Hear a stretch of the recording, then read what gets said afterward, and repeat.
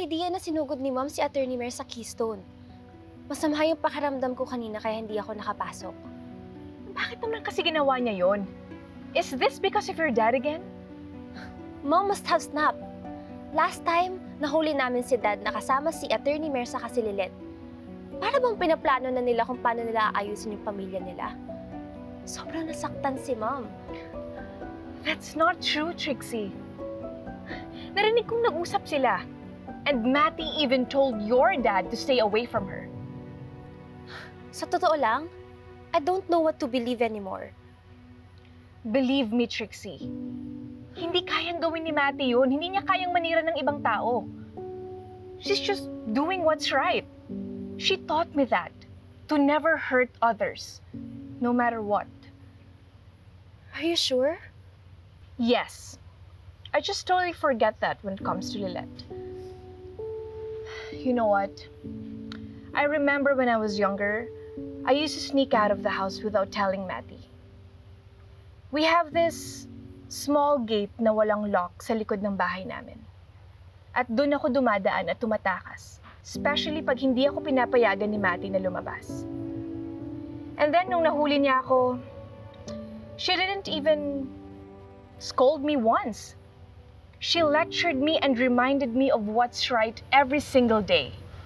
So from then, lahat ng pagkakamali ko, itinatama ni Matty, especially when I'm hurting other people. But of course, it's different when you're older and when you have your own mind. I'm not as obedient as I was. And Matty is just as hard on herself. She'd rather suffer para lang hindi makapanakit ng iba. Lumakad, subukan mong iusad ang mga paa. Kahit isang hakbang lang muna. Kahit pa dahan-dahan, basta tumuloy ka.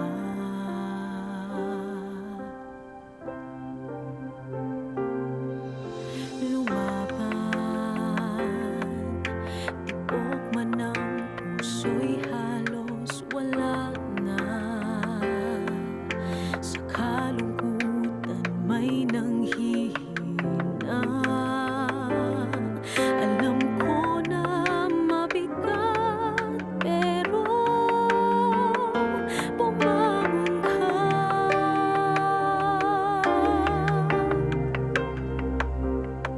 Wala sa ating may alam ng dulo. Ngunit kung tatapusin mo'y posibleng manalo.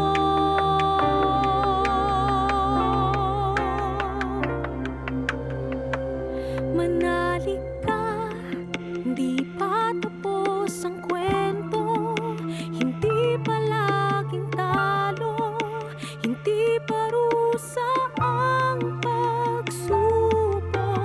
Mayroon sa'yong makakakita, sa'yo naniniwala. Hindi ka balewala, tibayan ang puso. May nagmamahal sa'yo.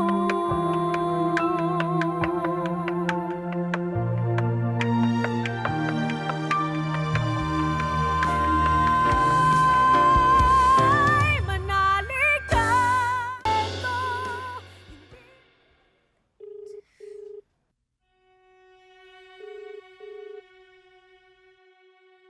Nasaan na kaya tong batang to? Kanina ko pa tinatawagan, hindi naman sumasagot. Tita, baka naman po na traffic lang. Hello, anak? Nasaan ka ba?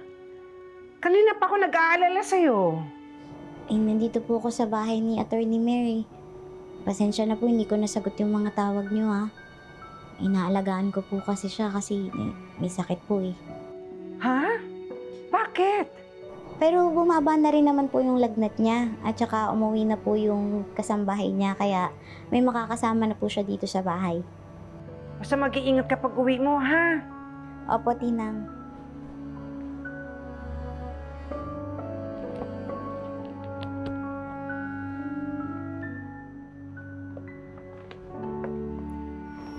Attorney Mer, pasensya na po pero kailangan ko na pong umalis eh. Pero huwag po kayong mag-alala. Naibilin ko naman na po kay Ate Evelyn yung oras na huling uminom kayo ng gamot para sa lagnat niyo. Magpagaling po kayo Yung Lady Justice po na kilala ko, matapang, palaban, at walang laban na inuurungan. Di ba nga po kayo pa nagturo sa akin kung paano maging matapang? Kaya, kung ano man po yung gumugulo sa isip nyo, kayang-kaya nyo po yan.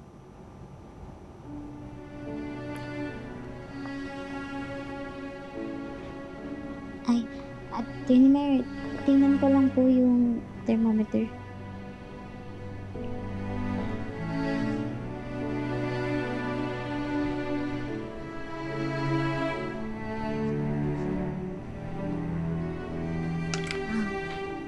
Sige po, okay na po kayo. Magbabago ba ang tingin mo sa akin? Kung malaman mo na napapagod din ako, nanghihina, natatakot. Sa ngayon, ikaw lang ang napaghuhugutan ko ng lakas.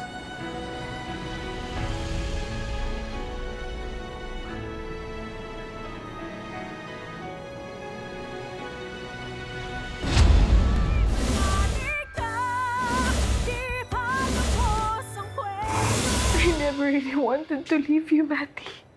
Nagsiselos lang naman ako kasi pakiramdam ko mas mahal mo si Lilet kaysa sa akin. Kumusta pala si Attorney Mer?